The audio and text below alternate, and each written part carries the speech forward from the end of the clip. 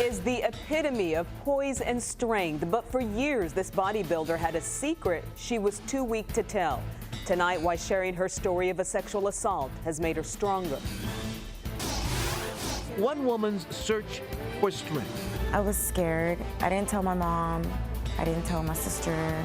The secret that took her years to reveal, and the warning she now has for all women. Live from Victory Park, this is News 8 at 10. Many victims don't often report what happened to police. Well, tonight, one survivor explains why she kept it to herself and now regrets it. News 8's Jason Whiteley reports. Ready? Go. Size should never suggest strength. Here you go. Keep that back straight. Andrea Calhoun is 4'11", Almost there. a trainer at Gold's Gym in Killeen, and one of the most competitive bodybuilders in the country. I am 27 years old, and no, this is not what I even imagined doing at all. But what originally led her to the gym, though, is a story that few people know. I didn't start being able to fully talk about it until last year. He knocked on my door. 2 to 4 months after you left him. After I left him. You hadn't seen or heard from him. I hadn't seen or heard from him. You thought it was over with. Yeah, I thought I was fine. It was 2009. A jealous ex. At the time, I didn't feel threatened. But then he started pushing himself on me, asking me who am I having sex with, stuff like that. And then he pulled out a gun. I stopped screaming because the marks and the stuff. And then I was scared he was going to kill me because the gun was loaded. He actually pulled the bullet out. He showed me that it was loaded and did whatever he had to do. Andrea used makeup to conceal the bruises.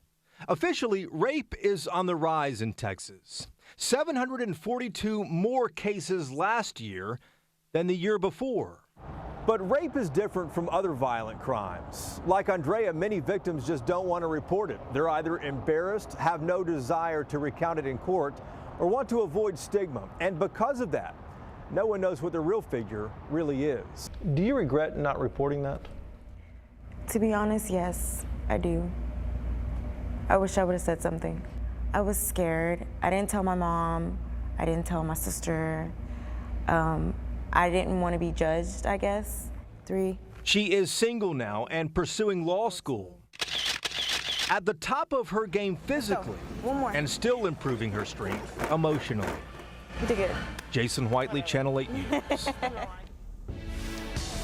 Well, we do wish her well. Very difficult subject to talk about, and very not easy for you to have to go ahead and talk about weather after something like that. This next amazing little lady. She is small in size, but packs an incredible strength. Jason Whiteley introduces us to one of the most competitive bodybuilders in the country who has an emotional story that led her to the gym.